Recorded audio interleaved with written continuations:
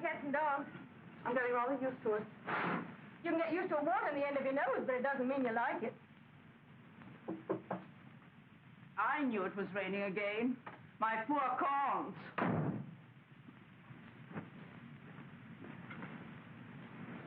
You mind, Carol, dear?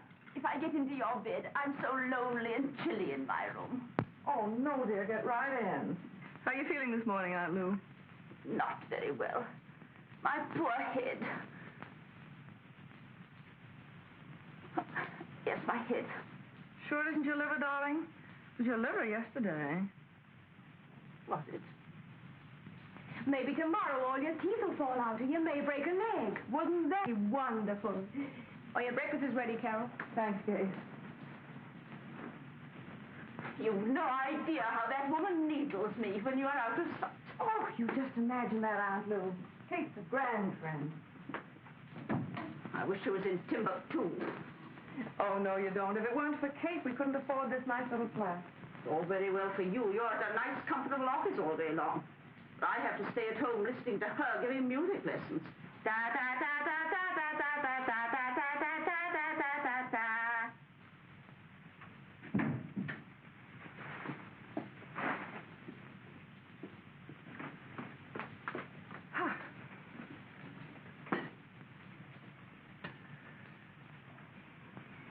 I suppose Aunt Lou will be hanging around your neck even after you marry Ronnie.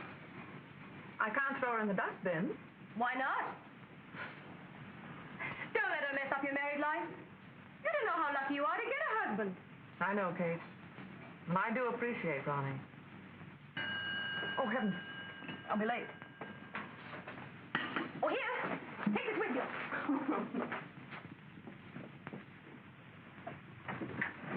What'll I bring home for dinner? Mutton? I'll bleed if you do. Can't you think of something else? Liver. I'd feel as if I were carving into Aunt Lou. Well, how would you like some lobster, caviar, capon, and champagne?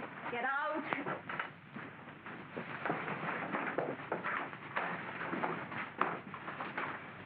I know, let's have something different. What? Mutton. Carol! She's gone. She's escaped. Ha, ha, ha.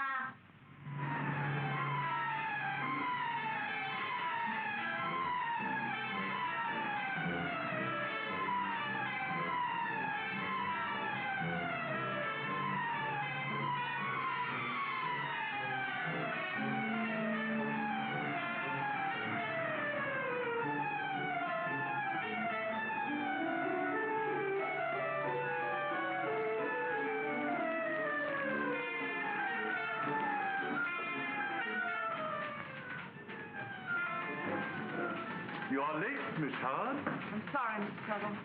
Why are you late, Miss Howard? I was looking at a hat. A hat? Yes, a hat. Well, well. On the foundation's dime, you were looking at a hat. I'm sorry, Mr. Tuttle. That will be all for the present.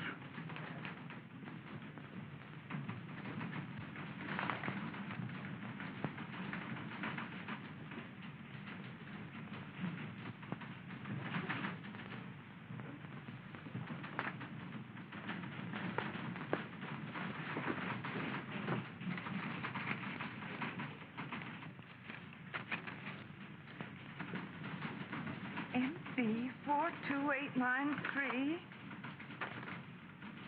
MB42893. MB...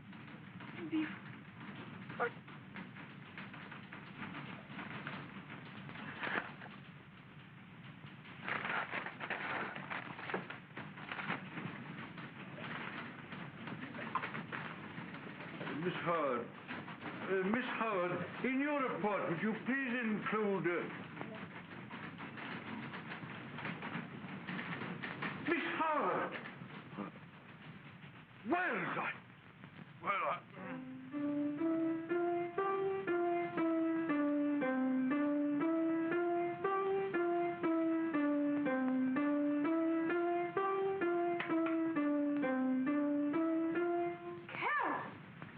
Go on, keep playing. I'm listening. What happened? Been sick? I'm rich. I've won a fortune. Thousands of pounds. 9,600,000 pennies. Oh, come and sit down. I knew Aunt Lou would drive you crazy. You don't understand, Kate. Sit down. Go on, I'm listening. I won the sweepstake. Now, I know you're crazy. That book of tickets you didn't want me to buy won it. Don't you remember? MB42688. I'm so excited I can't remember the numbers. You look.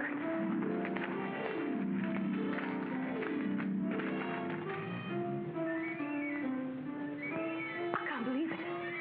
Neither could I. But it's true. Thousands of pounds. Oh, think of it. I can't think. My brain's curdled. How was that, Miss Meadows? Oh, wonderful. Oh, marvelous, magnificent. Here, get your hat. Go home and never come back again.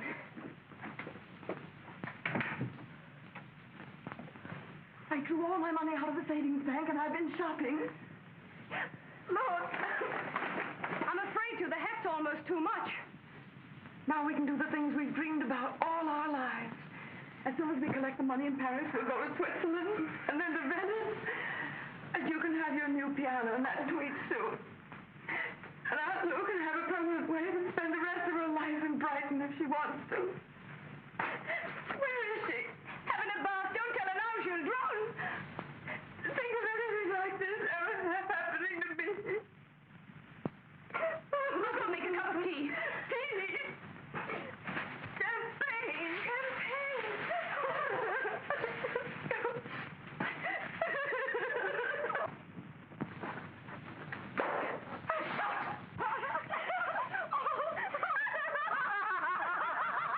Brighton. Now hurry, you'll miss your train. I do believe you're glad to get rid of me. Oh, darling, we'll miss you terribly. Now run along. Brighton, send us a postcard when you get there. Be good, but not too good. Don't push me, dear. Goodbye, dear. Goodbye. Goodbye, Aunt Lou. Goodbye. Brighton. There. Stage is all set for the prodigal's return. Happy to see him? Of course. Do you realize it's been 3 years? I wonder if he's changed. Not Ronnie. Nothing could ever change him.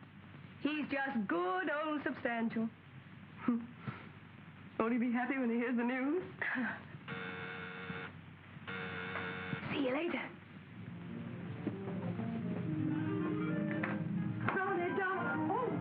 Oh, I'm sorry. I thought... This flat's to let, isn't it? What? Oh, yes. Yes. Well, may I see it? The agent didn't tell me anyone was coming. Oh, I'm sorry. It's entirely my fault. I was to have let him know. If it's inconvenient, Oh, no, not at all. It's quite all right. Do come in. Thank you.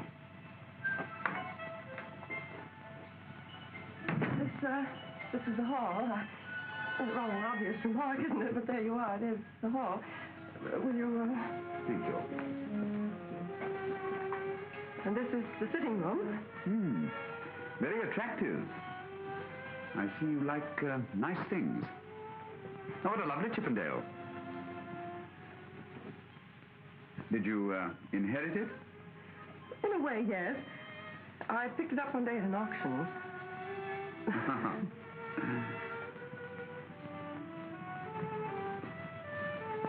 You won't find the view very amusing. Oh, yes. Yes, it's just what I'm looking for. Is it really? You see, this is one of the things I've remembered through all the years I've been away from here. I've looked upon all the beauties of the world. The stars mirrored in the Gulf of Corinth, the cherry blossoms in Japan, the Taj Mahal, like an eerie dream, still and cool in the moonlight. And I've longed for this. Perhaps because, when I was a boy, my window looked out upon the rooftops of London. And that was before ambition was realized. Before wars, travel, wealth. That's why I felt the need of coming back to it, of trying to recapture, not youth, that's impossible, but the dreams of youth.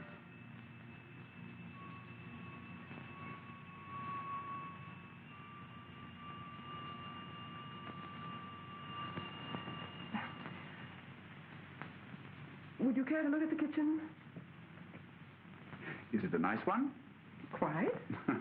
Then I'll take your word for it. I'm a bachelor, and I know a lot more about campfires in the forest than I do about kitchens. We have 2 bedrooms. I'll show them to you if you don't mind waiting just a moment. Thank you. Hello, Ronnie. It isn't Ronnie. It's a man come to look at the flat. Oh, thank goodness you cleared up this room. Well, don't show him in till I get out. I'm just going to pick up the tickets. When Ronnie comes, tell him to save a hug for me. Right.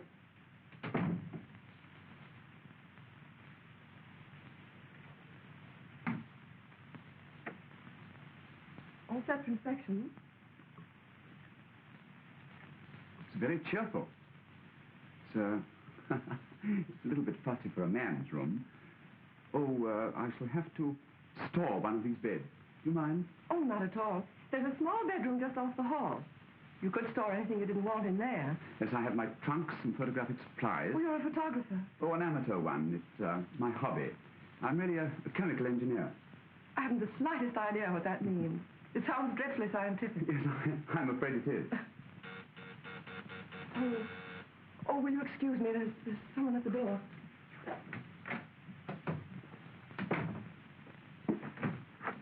Darling. Oh.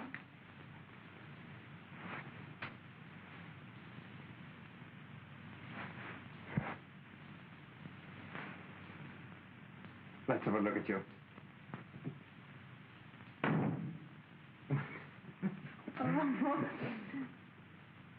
Oh, I'm so sorry.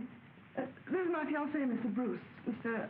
Lovell, Gerald Lovell. Mr. Lovell was looking at the flat. Oh, how do you do? How do you do?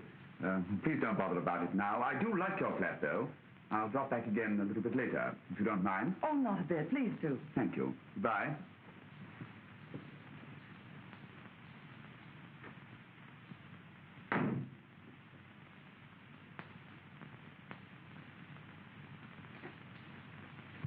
I've got some great news for you. Well, I have a little news for you myself. All right. I'll let you tell me yours first. Well, I have an awful confession to make. You know how you've always scolded me about my vice. Silly.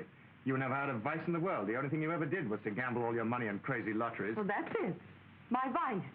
And it turned into a virtue. I won a French national lottery, the grand prize.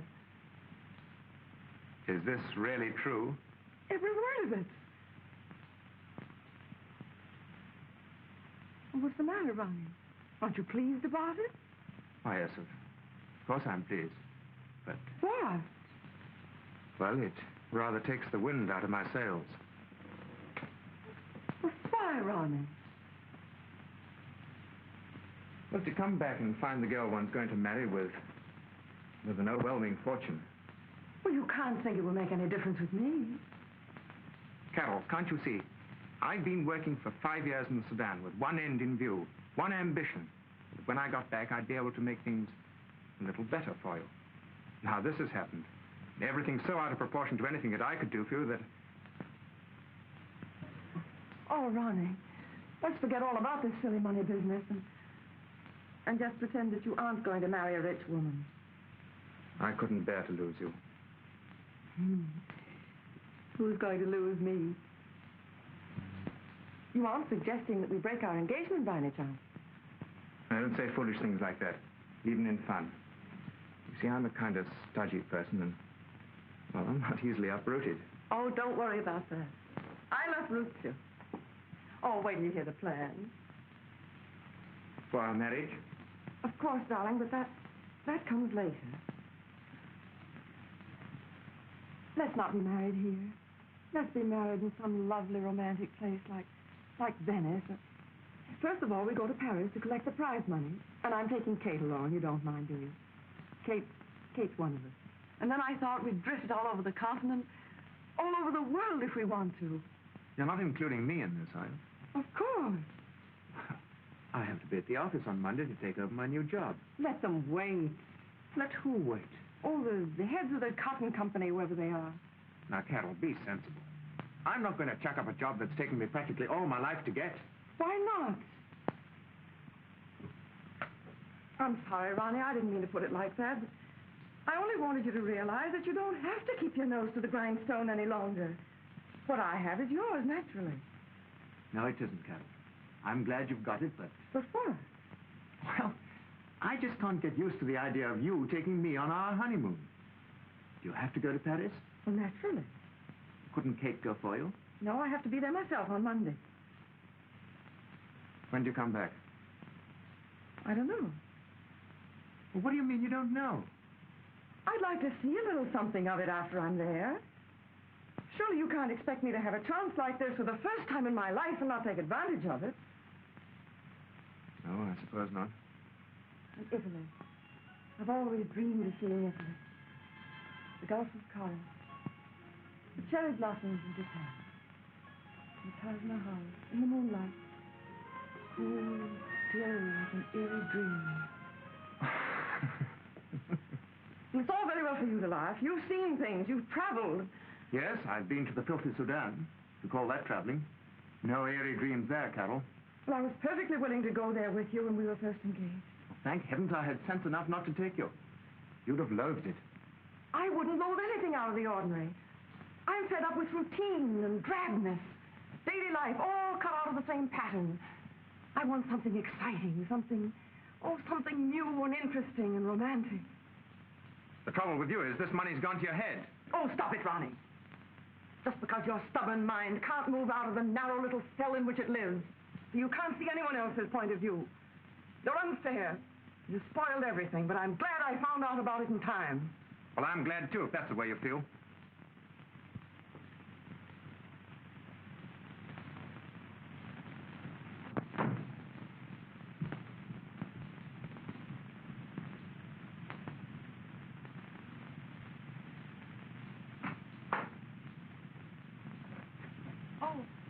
Shall I call him back?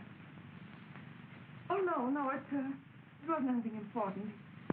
Just left in rather a hurry. Now, won't you come in?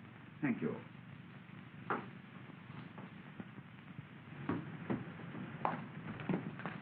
Ronnie! Oh, I'm so glad to see you. Hello, Kate. Have you seen Carol? Yes, I've seen her. Well, what's the matter? Oh, all this rotten money business has ruined everything. Go on. You two have scrapped ever since you were kids. Go back there. Take her in your arms. Tell her you're sorry.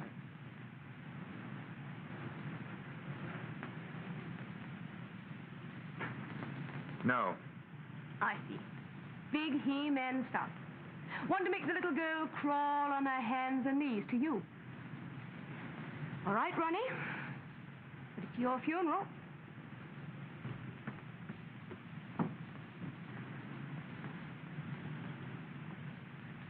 If you're only going to be away about 6 weeks, it seems hardly worth my while taking the flat. But I'll think it over and telephone you. The number is Bayswater 6093. Thank you. The name is Miss Howard. Miss Carol Howard. Do you mind if I make a note of it? Not at all. Well, not that I'll forget it, but I make a complete record of everything I do in this little book. Oh. Well, what are you putting down now? Dinner tonight with Miss Carol Howard. Oh, really? I'm sorry, but I'm leaving for Paris first thing in the morning. Tonight I'm... Of course. You'll be dining with your fiancé.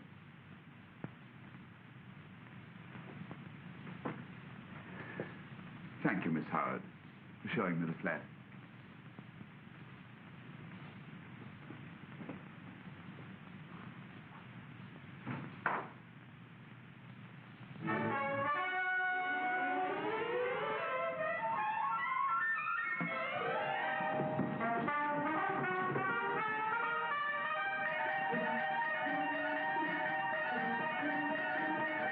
How do you do?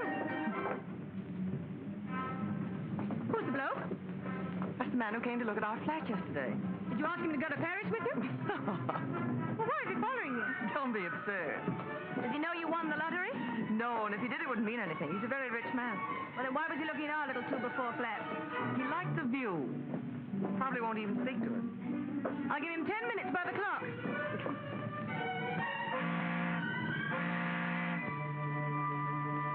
Now that you've met Mr. Lover, what do you think of him?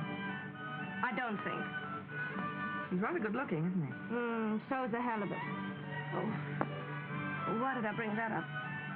Well, you must admit he has beautiful manners. Never trust a man with beautiful manners. His just annoy me. But would you like him better if he walked right up and socked you in the nose? If he did, I might go batty about him. Feeling better, Miss Meadows? Never felt better in my life. Good. I've brought you some hot chocolate and whipped cream, some toasted sardines, and a little French pastry. Excuse me. You dog.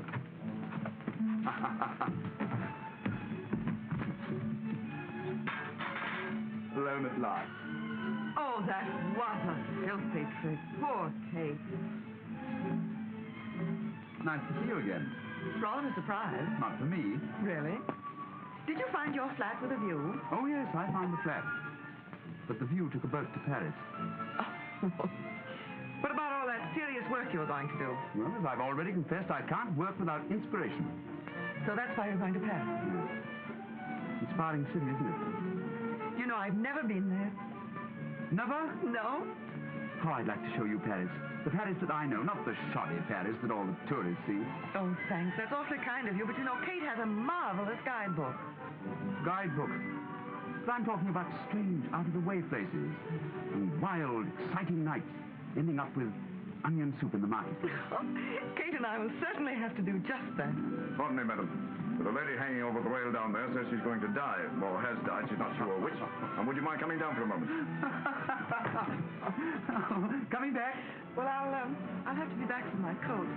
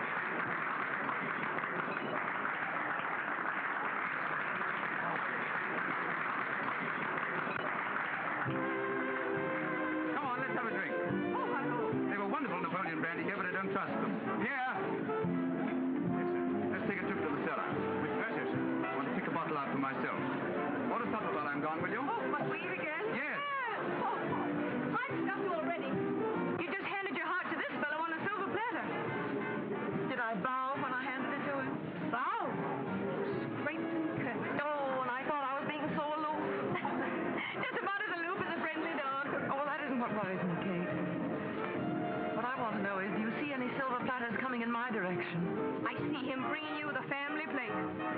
You do like him? I'm just crazy about him. He's certainly got that whatever you call it. You know, Carol, I think I better be trotting back to London before this affair turns into a triangle.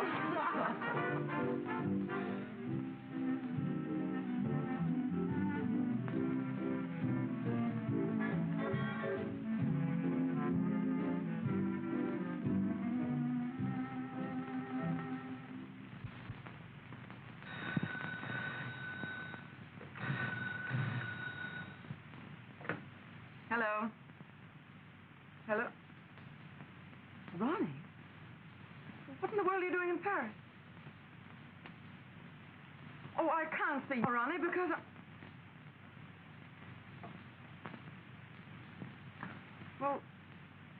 Well, maybe you'd better come up, and then I can explain. Right.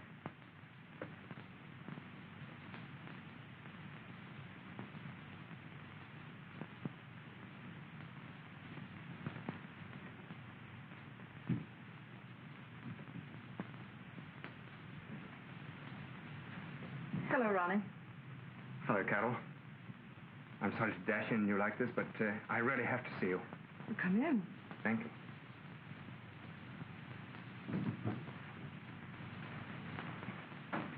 Bit different from the old flat in Bayswater, isn't it?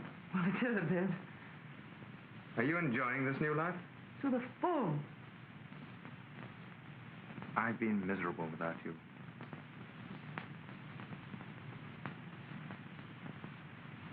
Oh, Ronnie, I don't know how I'm going to say this to you. I think I know what you're trying to tell me. You think you're in love with this chap. Is that it? Believe me, Carol, you're living in a fool's paradise. You don't belong to this world of tinsel. Why, look at this suite. Why, it's simply fantastic in its luxury.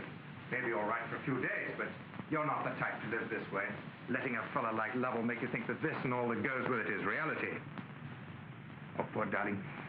You can't let yourself get carried away by someone you don't know. Especially this kind of a scoundrel. How dare you say that? You don't know anything about him. Neither do you, Carol. Don't be such a trusting little girl all your life. Unbelievable.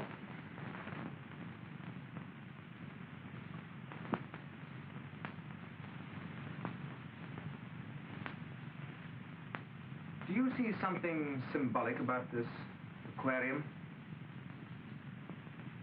Look at those golden beauties, gliding with vain contentment through the crystal waters, completely oblivious of the fact that to the world they're nothing but poor fish. Ronnie, I think you'd better... Oh, darling, come back to England with me before you're disillusioned and unhappy. This fellow's nothing more than a fortune hunter. Well, now, stop it. I won't hear another word against him. But you must, Carol. I've checked up on him. All these yarns he told you and Kate about his South American oil company. But they're true. They're not true. There is such a company, but they never heard of Lovell. They never even heard of him at the school he was supposed to have gone to, or at any hotel that he was supposed to have stayed at. Frankly, I got so worried that I turned the entire case over to Scotland Yard. You what? They'll soon get a line on him. Oh, Carol, come back with me. Don't get carried away by this foolish romantic whim. Will you please leave? But, Carol, Just... Hello, Bruce. Surprised to see you here. Darling, to be quite frank, Ronnie came here to rescue me from you. He had so much to say on the subject, he really didn't give me a chance to tell him that we were married this morning.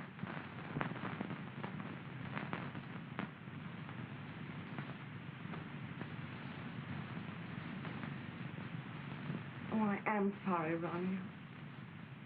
I wanted to tell you quite differently.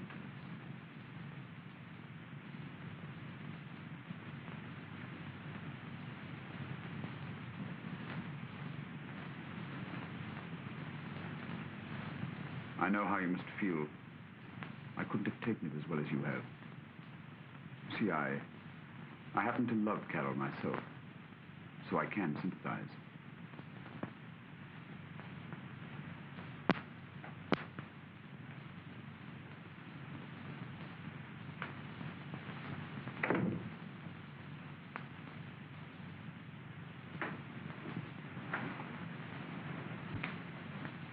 Oh, darling, I'm so sorry that had to happen. I'm glad he came. I want you to be sure. Very sure.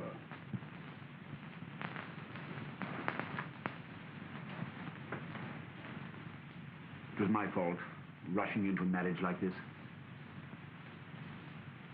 But I love you, and that's my only excuse. Carol, you should take time to think it over. And then...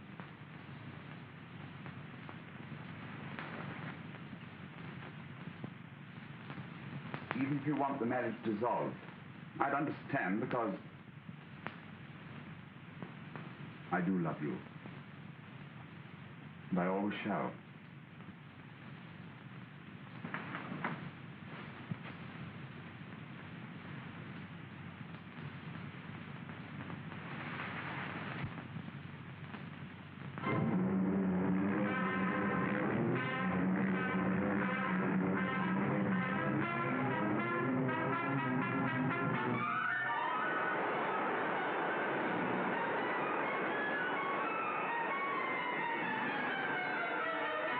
This is Mrs. Lovell, sweet madam. Thank you. Thank you. Royal flush. It's looking out on Hyde Park. Bit fancy for my blood. Don't you think Carol should be here to meet us? Not at all. She'll pop up any minute. Doesn't seem very glad to see us after all this time. She will be so sorry about this pain in my side. Which side? The left. Aha! It was right last night.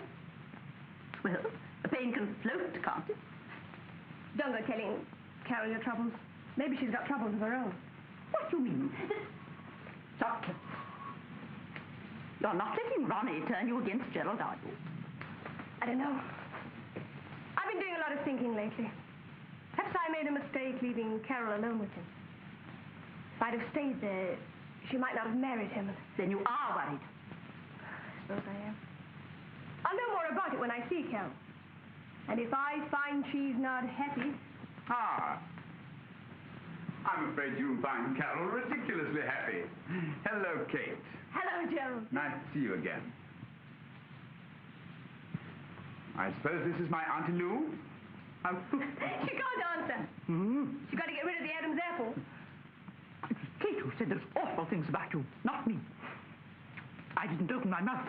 I don't blame Kate. She's a good friend and she's Carol's interest at heart. Won't you sit down? Darling. Aunt Lou. And Kate. Oh, Carol. My, you are looking fit. She has a pain in her side. Which side, dear? Well, it floats. Carol, darling, Kate's got a pain too. Really? In her heart. She's been worrying about you ever since our marriage. Oh. Oh, Kate, I've had too much of heaven. Oh, I'm glad. I just wanted to check up on Gerald.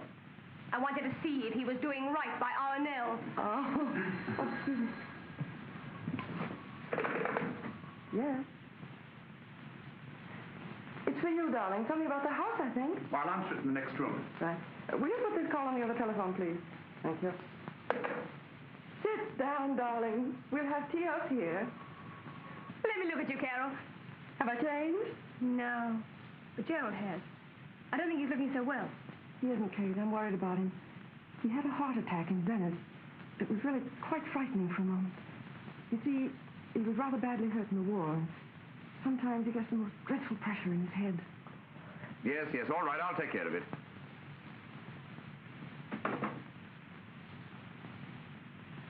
So, that's why we're buying a house in the country.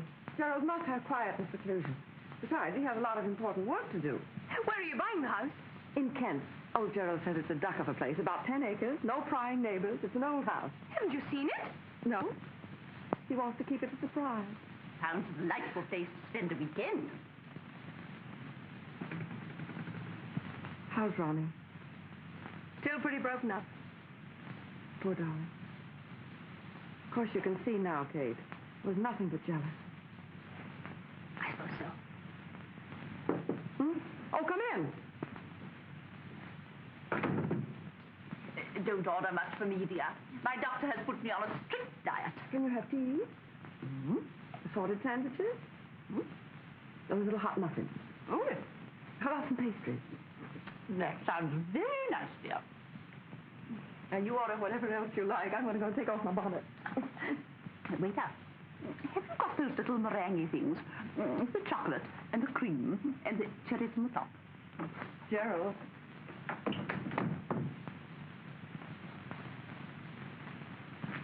Gerald, darling, what's the matter? Are you ill? No, dear, it's nothing. Don't be alarmed. Well, has something gone wrong? No, really, nothing at all. Kate didn't say something that hurt you. Oh, I suppose I shouldn't blame her. Oh. It's only that she's so fond of me. And now that she sees how happy I am... Of course, dear, I understand.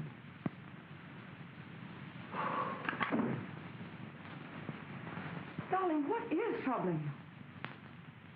Couldn't you get the house? Oh, yes, we can get it, but... Oh, but what, dear? That was my solicitor on the telephone. Oh, I thought he said it was the agent for the house. No, dear, you misunderstood. It was my solicitor. Bad news? Yes, rather. They're holding up my South American bank draft. It may not be straightened out today. Oh, is that all? Well, that's enough, isn't it? Oh, darling, I was afraid it was something perfectly dreadful. If that's all it is, well, I can do something about that. No. Now, you mustn't have such a silly false pride. You can't mind if I help. Now, Carol, you're a sweet person. Now, never let's discuss this again. What's yours is yours. And what's mine is also yours. Is that quite clear?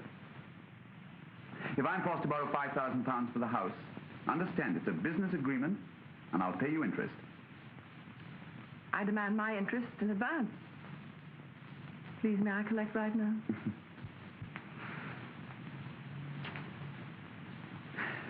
Now for the first part of this foolish agreement. I'll have your signature to a paper. Certainly. What is it? Oh, something in connection with the purchase of the place. It's full of to which, to whom's, whereas it's whomsoever's, and a few parties of the first part. Where do I sign? There we are. Aren't you going to read it? Have you read it? Of course I never sign anything I don't read. Is it all right? Of course. Then why should I bother to read it? One more, dear.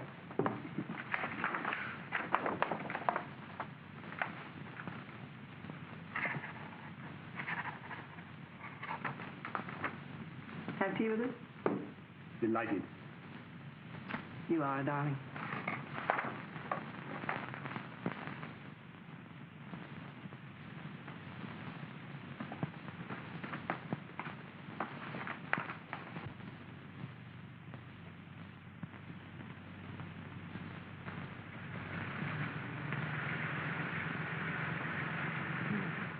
Here they come, Uncle George, Master and Mrs. Here they come. Car's coming up the drive now, it is. Yes. I'll run and let them in, I will.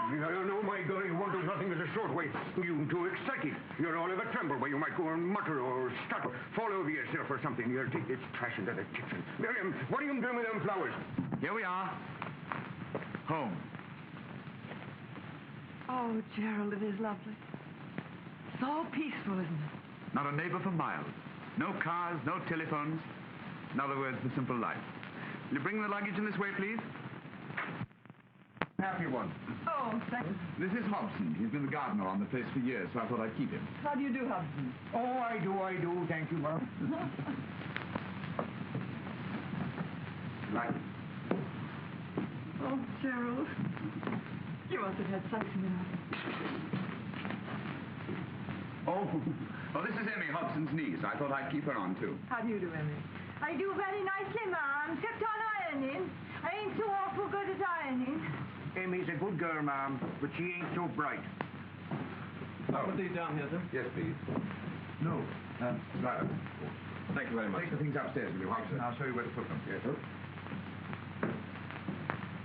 I'm beginning to feel at home already. You happy?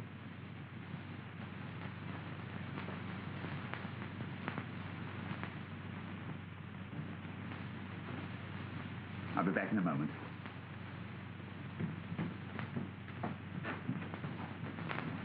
Are you married, ma'am? Why, certainly, Emmy. Well, I didn't know. You act so daffy about him. But we're still on our honeymoon. Perhaps that explains it.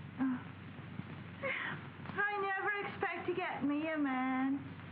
Mr. Uncle George Hobson says I ain't quite right, but I'm willing. Well, Emmy, will you see if you can get us a cup of tea, please? Oh, yes, ma'am.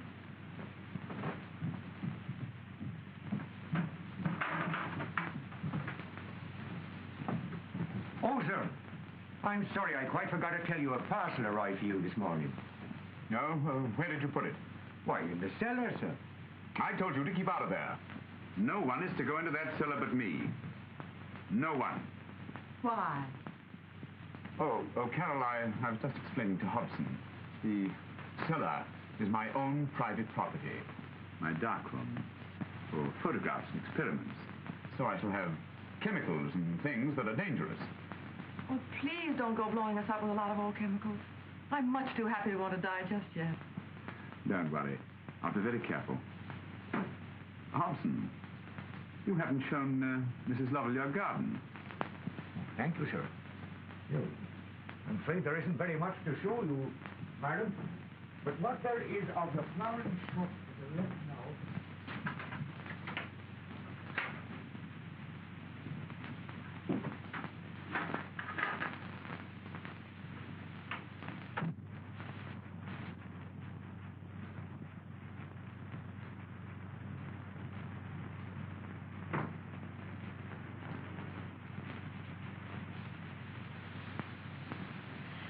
Oh, it's a lovely garden, Hobson. Oh, I don't know, Mum. She run down a bit.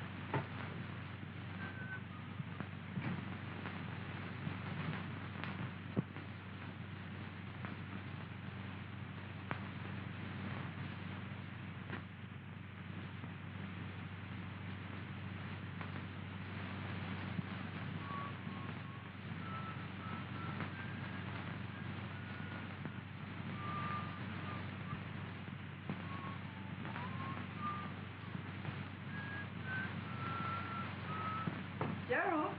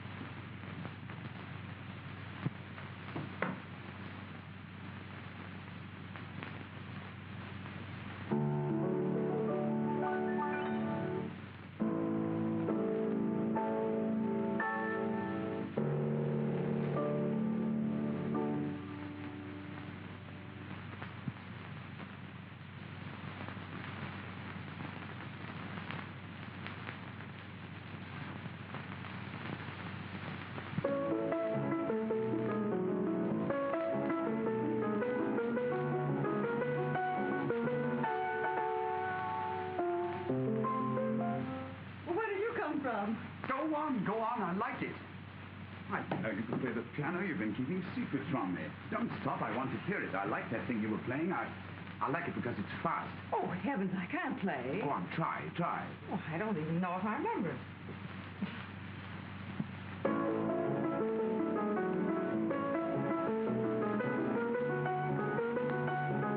That's it, faster.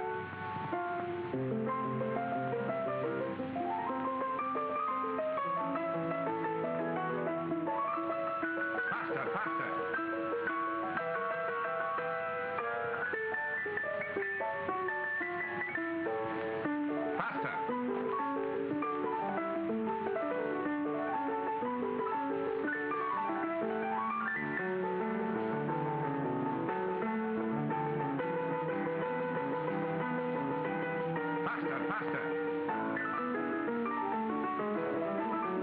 I can't, Gerald.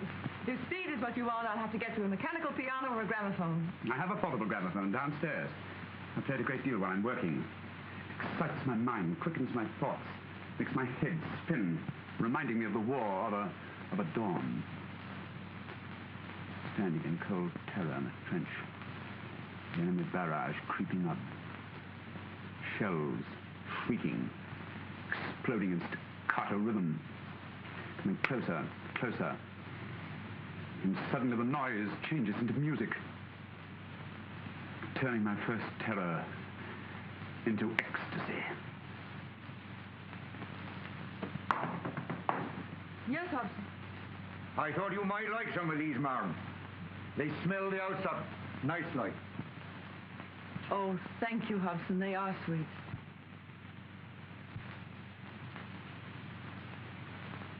Oh, Hobson, I found your pick and shovel. Did he, sir? Where were they? In the cellar. And here have I been blaming them gypsies. Are the gypsies about? Oh, worse than fleas. They come down to the village every year for the fair. Fair? When is the fair? This year, on September the 5th. September the 5th? Yes. Oh, thank you, Hobson. Good afternoon, ma'am and sir. Thank you. What now? September the 5th. Oh, I see. The fair. 9 o'clock. Why 9 o'clock? That's the hour. The hour we go to the fair? Mm-hmm. When we go to the fair.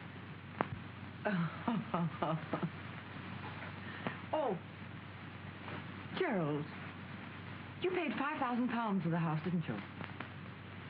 Yes, why do you ask? Well, Hobson was telling me that the man who owned the house was asking only half that much. Are you going to believe that doddering old fool or me? Well, there's no question of believing you. I just thought possibly you might have been cheated. No, you weren't implying because you had to advance me the money on a loan, understand, that I... Oh. But, Gerald... How can you say a thing like that? I'm sorry, it was a misunderstanding. But I'm naturally sensitive about borrowing money, especially...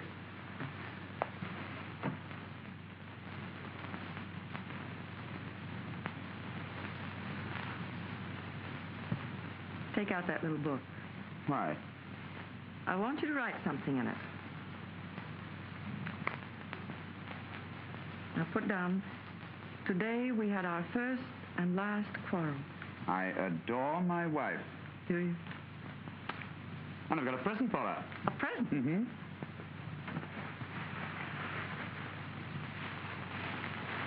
What is it?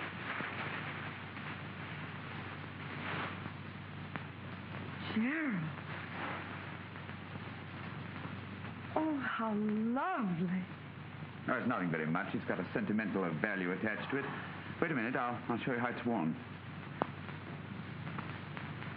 I bought it in a bazaar in Cairo. I'll take you there someday. Moonlight in the desert. Weird music. Mysterious. Emmy! Excuse me, ma'am. You nearly choked me. Sorry. What happened? Oh, looked so pretty. Got me all fuddled inside. That's all right, Emmy. Don't let anyone disturb our happiness. Not that noisy Kate, nor Auntie Lou, nor anyone. I'll do my very best to keep them all away.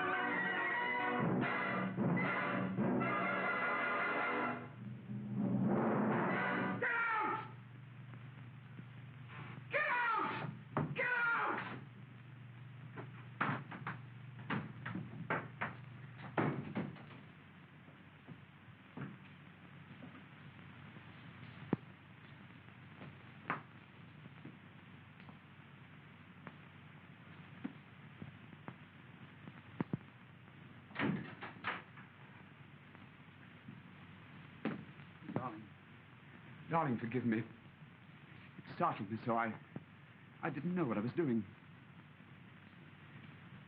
Let go of me, Gerald. Let go. Please, dearest. Please let me explain. I was so absorbed in my work. It's my nerves. They're almost at the breaking point. I didn't realize at first that it was you. Standing there in the doorway. Like a ghost. Yes, a ghost. I'll never forget the way you looked. Like a mad thing. Oh, Carol. Carol, beloved. Don't go away from me. Don't you see that I'm ill? Seriously ill. I don't know what it is. Something inside my head burns and tortures me. It reaches down into my heart, twisting and tearing at it. Oh, Gerald. Gerald.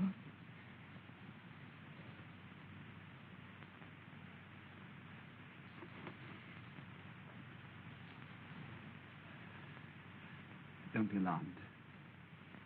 It's nothing. Just one of those attacks. They go as quickly as they come. It's almost gone now. Gerald, you must let me send for a doctor. No. No, they're all quacks. I've tried specialists all over the world. They've never done a thing for me. Darling, if you love me, you'll let me send for one. Oh. Love you. You don't know what you mean to me. My happiness, my life. I need you, Carol. Never leave me, darling. Never. No, I won't. I won't.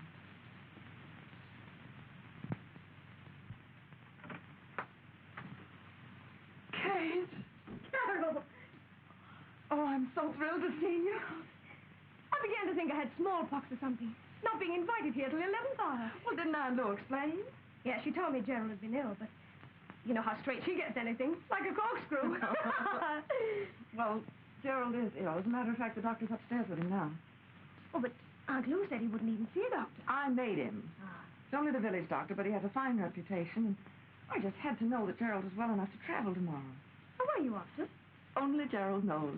Oh, come along, and I'm dying to talk to you. Oh, Carol, listen.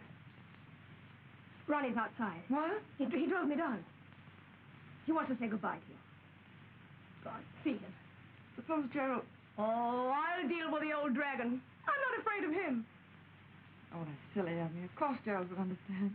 And he isn't an old dragon. You go along out and bring Ronnie in, and I'll get Emmy started with the tea. Oh, I'm so glad to see you. Emmy. Whatever in the world are you doing up there? Didn't you hear the front door bell ring? Oh, I didn't hear, ma'am. Miss Watts was all on the fair tonight. I heard the gypsies out on the road. Well, you'll have plenty of time for that later, Emmy. I want you to get tea for 3, please. Oh, but Master said I could go home early now. Now? He gave me 10 shillings. The master gave... Yes, about my wages. 10 shillings to go to the fair tonight. And he said not to bother to come back in the morning because you won't be needing me. Well, it's the first I've heard of all this, Emmy. Oh. Oh, well, please, ma'am, shan't I come?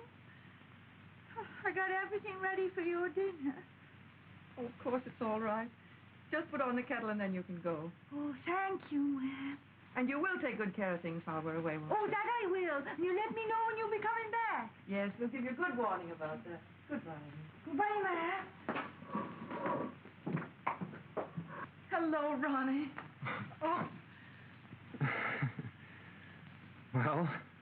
Well, Well, well. Now, let's get all these formalities over so we can all be ourselves. Well, first of all, Ronnie wants to know if you've forgiven him for the way he acted that night in Paris. oh, of course I have. Oh, well, now we're getting on. Oh, the next thing. He wants to tell you that they didn't find out anything at Scotland Yard, so he told them to drop the investigation. Now, I wonder if there's anything else. Oh, Kate, I can do my own explaining. I know you can, but you take so long. We've got a lot to talk about, haven't we, Carol? Well, I should like to apologize to Gerald, may I? There's no need to apologize. He understands. Besides, he'll be down in just a minute as soon as the doctor leaves. I do want you to be friends. Goody, goody. Now, all that settled, so let's sit down and relax.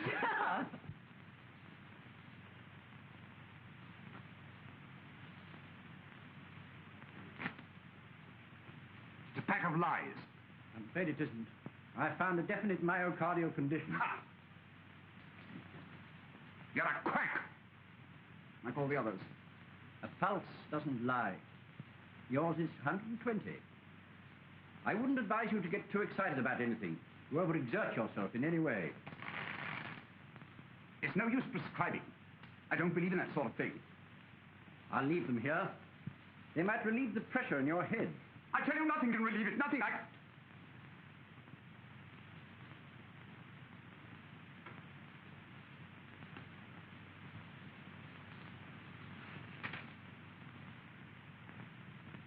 Interested in criminology? Hmm? Oh, yes, I am. You'll find some remarkable cases in that book. I've made quite a study of crime myself. Happen to have this book in my own library, just published. Picked it up only the other day. Really, did you? What do you think of the Fletcher case? Extraordinary, wasn't it? 3 women. Must have been pretty relentless. Or mad. He could have been mad, you know. Oh, undoubtedly, he was mad. Then how do you account for his brilliance? Escaping the law. Turning up here, there, everywhere. Hello, where's Fletcher's photograph? Photograph? I don't think I've ever seen a photograph of him. I'm positive there was one in the book.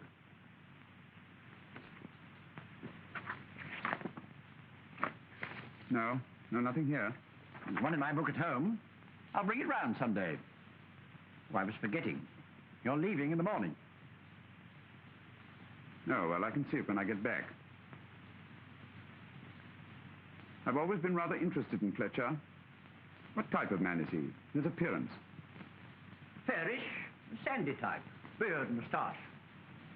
If that heart of yours cuts out again, Lovell, take some of those pills. They won't kill you.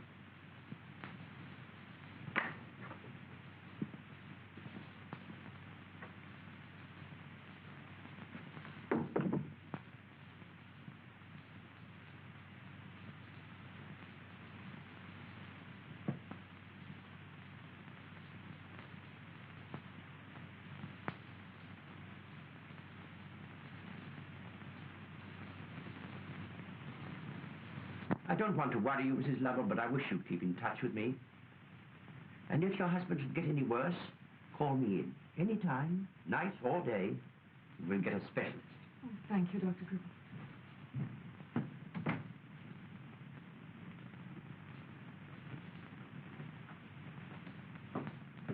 I suppose we better be hopping off. Oh, no, you mustn't leave. We're having tea, and then you've got to stay for dinner. Has to be potluck. My cook's off tonight. Oh, we'll have fun, Kate, rustling around the kitchen. The way we used to in the old days. But how about, Oh, yes. Well, I'll... Wait a minute. I'll just dash up and see. all right.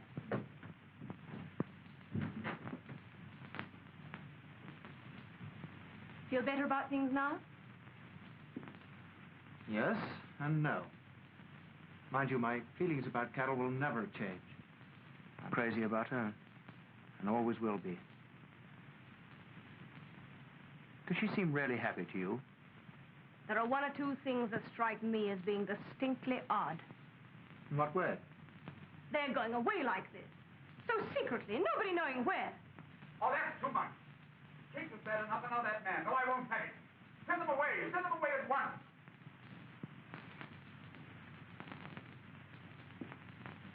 Well, well.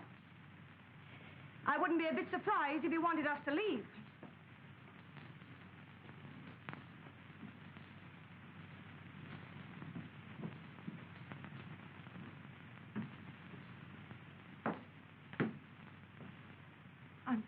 I'm so sorry. You'll have to excuse Gerald. He's feeling a little off color tonight, a bit nervy and all that. We understand. After all, it is a bit awkward, isn't it? We better be going. Oh, I can't bear to have you leave. It's been heaven seeing you.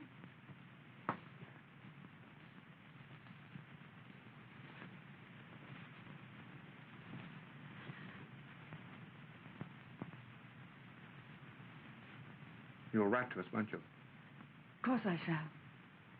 When are you coming back? Oh, next spring or early summer, I expect. Carol, are you sure you're all right? Of course I am, Ronnie. Goodbye. Take care of yourself. Bless you.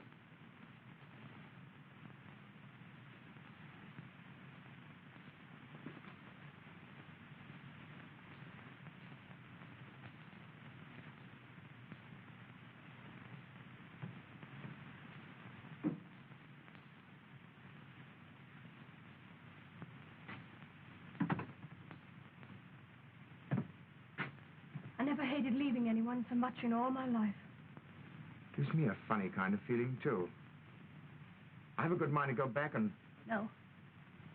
It'll only make it more embarrassing for Carol. Come on. They've gone. Good. I'm sorry to shoot them off like that, dear. But it's good to be alone with you again. Feeling better? Much. Well, the old pill slinger didn't alarm you, did he? Not at all. Good. Whatever there's a fee in sight, the medicos can always find something wrong with one. No, I wouldn't say that about Dr. Gribble. He seemed to me a very sincere and intelligent person. Gerald, did you tell Emmy she could go off to the fair tonight? Yes. Had you forgotten that we were going ourselves at 9 o'clock? Don't you remember? You put it in your little book. What an excellent memory you have. But as we're leaving so early in the morning, I think we'd better go to the fair right here. You can help me clean up my dark room at 9 o'clock.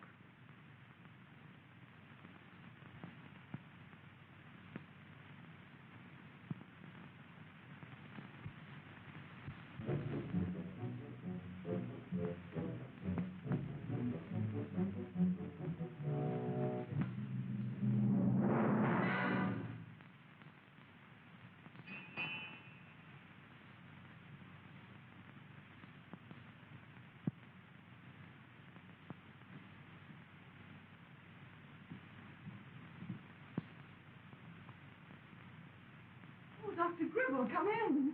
Good evening, Mrs. Lovell. I have to see a patient nearby, so I thought I'd run in and have a chat with Mr. Lovell. Oh, I'm sorry. Now, Mr. Lovell's just gone down to the village. Oh, then he must be feeling better. When do you expect him back? Well, I promised to have dinner ready for him at 8 o'clock. He'll probably be alone about then. What time do you leave in the morning? At the crack of dawn. Oh, then I'm afraid I shan't see him. I'll leave him this book. Oh, he has that one. Oh, it's a different edition, I think. He asked me about a photograph of Fletcher, a man who's mentioned in the book. I wish he wouldn't read that stuff. That's the one. Really? A murderer. He killed 3 women. Doesn't seem possible, does it? He looks more like a doctor or a scientist. Not a doctor, I hope. Strange. I must have seen pictures of him somewhere before. Newspapers, I expect. Won't you sit down and wait for Mr. Lovell? No, thanks. I must get along. Well, you'll probably pass him on the road. I hope so. Don't you bother to come to the door. Good night. Good night. And thank you.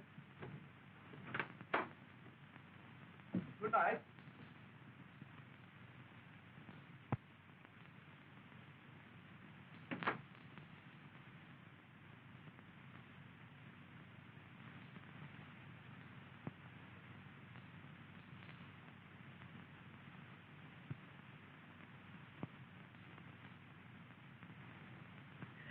How did that photograph get back into my book?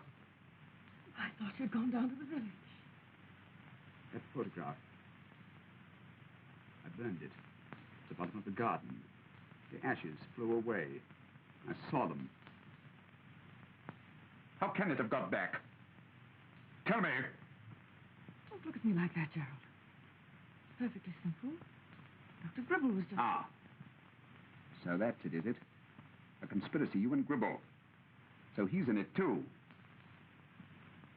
What are you trying to find out? Why are you asking me all these questions? Tell me. I haven't asked you any questions. Give me that book. Give me that book. What's the matter with you? What are you staring at? You startled me. What do you mean I startled you? Why are you startled? Perfectly natural, isn't it? You fly into a violent rage over a book that Dr. Gribble has just brought 5 minutes ago. I thought you'd gone to the village. I told him... Oh, so this is old Gribble's book, is it? Of course it is. Then why didn't you say so before? You really didn't give me a chance. You flared up at me, so I thought you were going to be ill. That's why I was so frightened. Oh, yes, I see. I'm sorry, it was silly of me. No. Silly of me to be such a baby.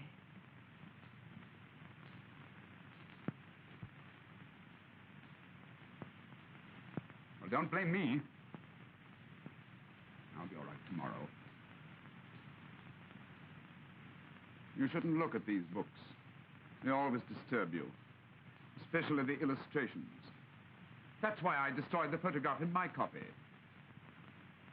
Well, we'll get rid of this one now, shall we? And this time, we'll make sure of it.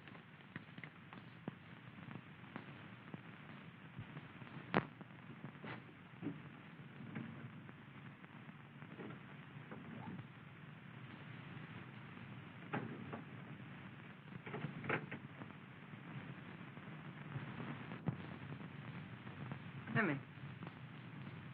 Emmy. Emmy.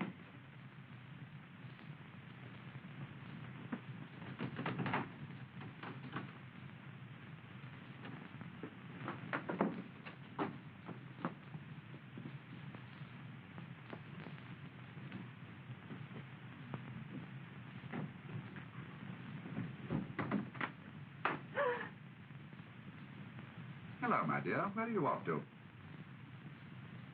Just going into the garden. Why? To get some flowers for the table. Oh, no, my precious.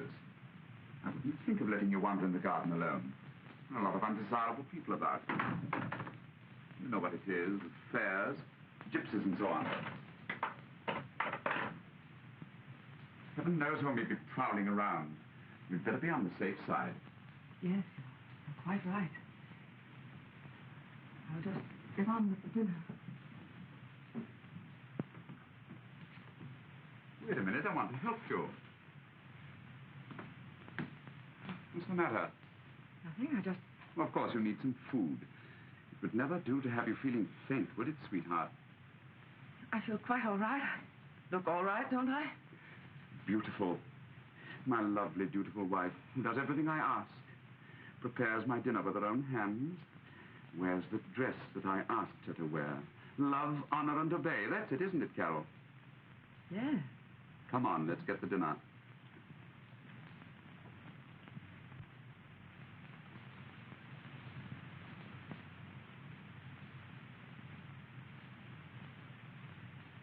Excellent supper. I'm glad you enjoyed it. Have some more brandy. No, thank you. I still have some here. Ha ha! You know, I believe you're trying to make me drunk. You couldn't do that. I've got a very strong head. And it's always a pity to drink too much at moments like these. It deadens the appreciate... Funny sound. Hear that? It deadens the appreciation.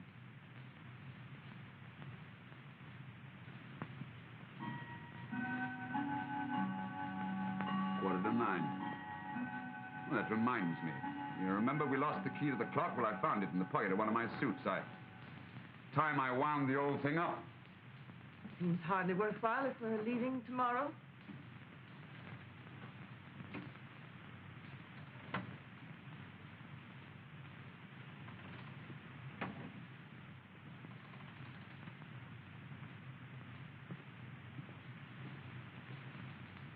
always gives me a strange sort of thrill to see the minutes slipping by, one by one. I can remember so well standing in my headmaster's study at school, waiting for a beating, watching the hands of a clock move on, and knowing there was nothing I could do to stop them. I can remember the strange mixture of sensations it used to give me. Terror. And yet with it a strange sort of delight. You can't find the key to the door, dear. I have it.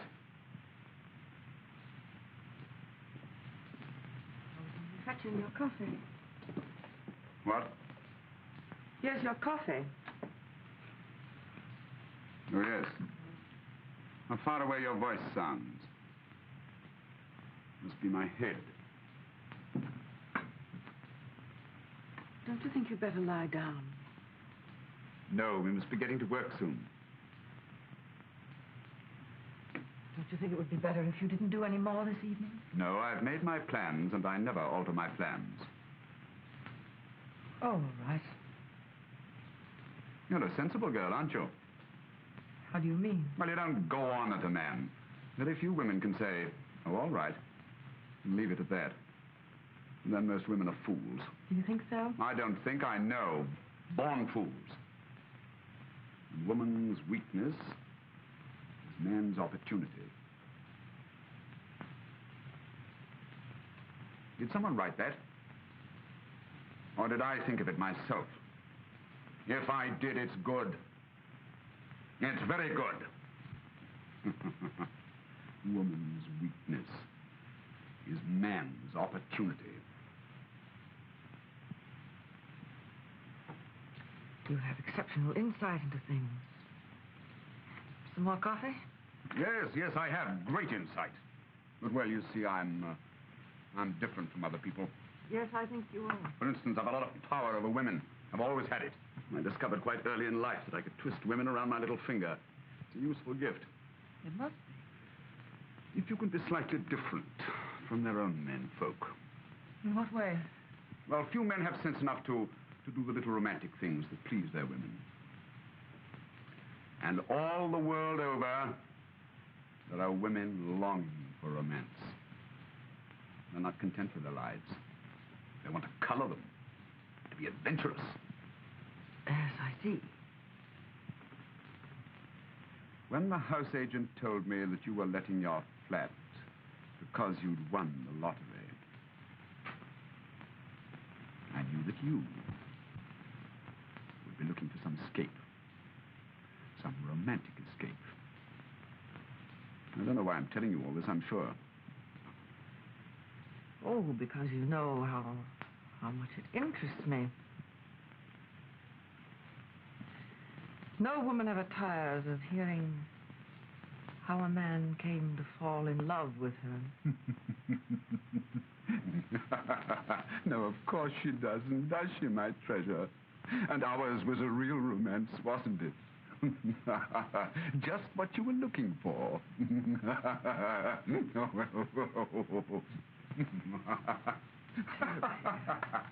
Stuffy in here.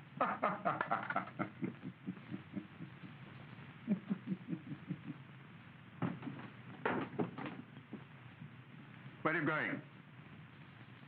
There's no air in here. You have all the doors and windows shut. What's the matter? You're shivering. No. Yes, you are. You don't need that night air. What you need is a cup of coffee. No, thanks. Oh, yes, you do. Where's your scarf? Time to put it on. Time? Time. Because you're cold. Come and sit down.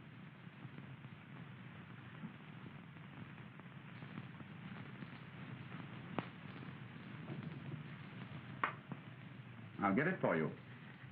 I don't need it, really. Sure.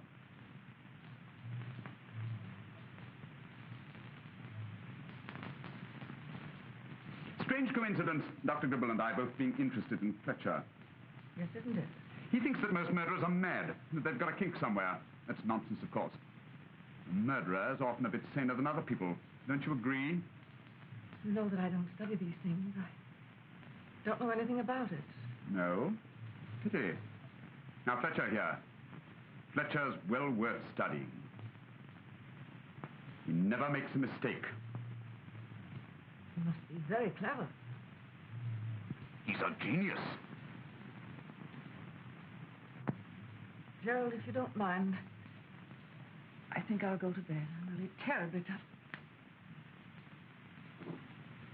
Have you forgotten? You were going to help me.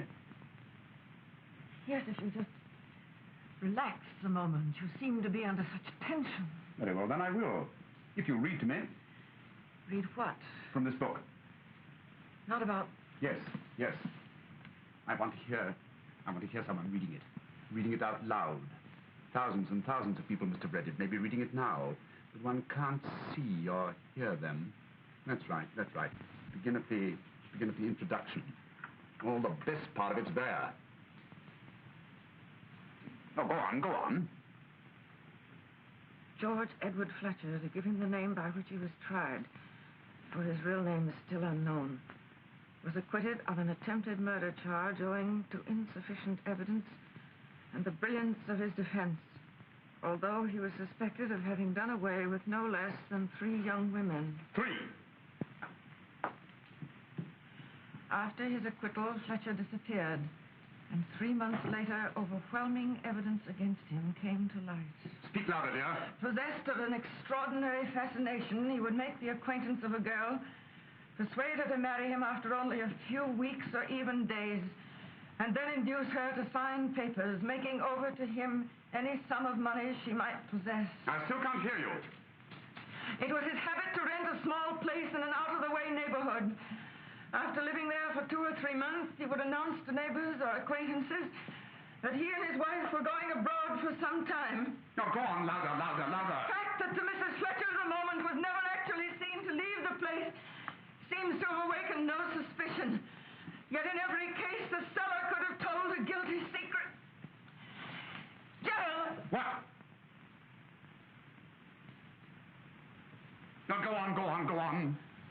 What if one of these women had found out beforehand and made an appeal to him? Why do you ask? Well, it's interesting to know how the mind of that kind of man works. Do you think if he was fond of the woman that I suppose he was, fond of some of them? Oh, yes, a bit, certainly. Then don't you think he would have listened to an appeal? The situation never arose. I just imagine. But no, I'm quite sure he would never have let anything influence him. But suppose she said to him, look here, I know who you are and what you're after. I'm entirely at your mercy. You can take the money, all of it. Ah, but he got that money already. Yes, I know, but suppose she said to him, I don't care about that. If only you let me go, I promise I'll never prosecute you. I'll never inform the police. What do you think he might have said?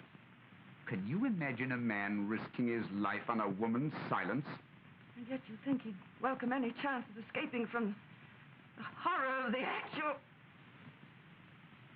Then perhaps it didn't seem. Perhaps there was no horror in it to him. No, you see, there are other sides to it. Power, the culmination of the race, the climax of the music. At one moment to hold someone in your arms, and at the next to hold something. Even if you scream, no one will hear you. Gerald, wait! Wait, there's something I've got to tell you. I don't want to hear it. You will, you must. It concerns you. What do you mean? It would be a queer thing, wouldn't it, if a murderer were to marry a murderess? Queer, yes. But perfectly true. It's about a woman who killed a man and was never found out.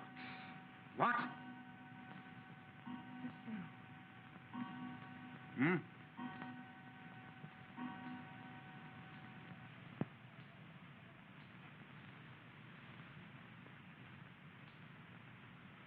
Well, what are you waiting for?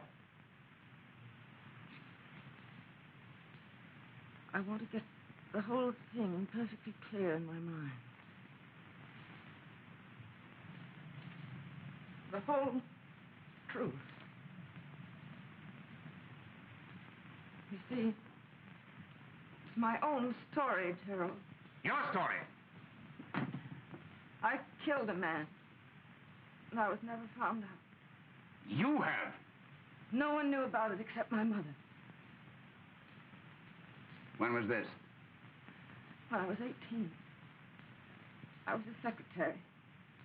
He had money. I was terribly tired of being poor, and this seemed a way out.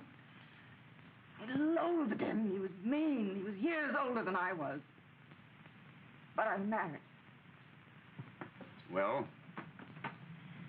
It was really he who first put the idea into my head. He used to say to me, if we're careful with our money now, there'll be all the more for me to leave you. Where did all this happen? On the East Coast. Horrible little place. The wind never stopped blowing. Go on, go on. I turned plan after plan over in my mind. And then finally, my opportunity came. What was it? Poison? Women usually use poison. No. It was much safer than that. That winter he had pneumonia. I pretended to be heartbroken. It deceived everyone. I insisted on taking care of it myself. Ah, yes, that was clever of you. And one night when I was alone with him, I realized the crisis had passed. That he was going to get better. I walked over to the window. I can see myself now, standing there. The frost had made such pretty patterns on the window panes. I stood there, trying to make up my mind. You opened the window. The air was like the night. I stripped down the bedclothes, and then I went outside to wait on the landing. When I came back into the room, he was dead. I closed the window. I made up the fire.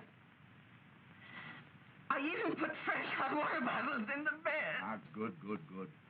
And then I sent for the doctor.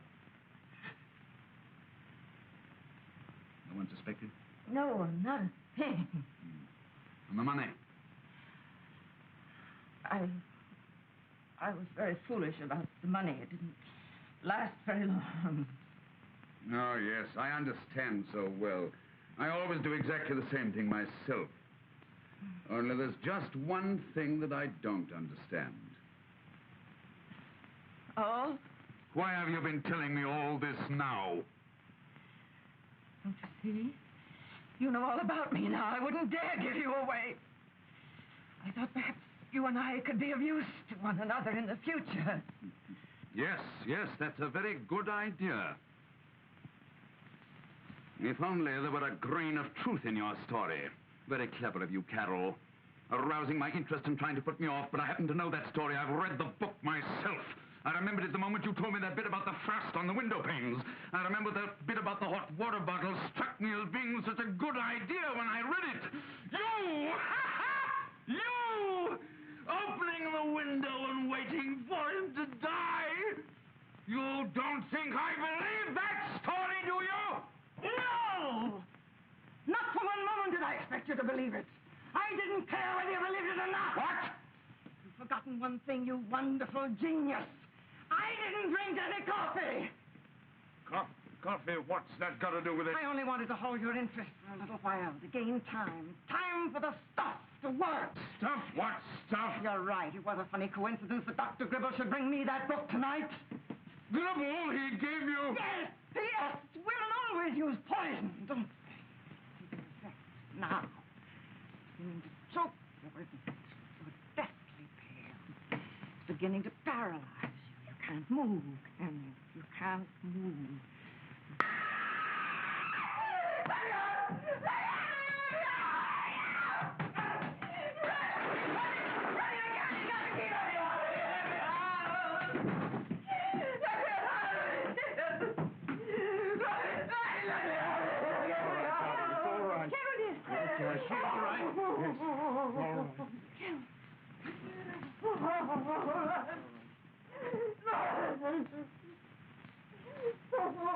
He's dead. I'm positive this is Fletcher. Strange that we both had the same misgivings about him. I made him think I poisoned him. Brave woman.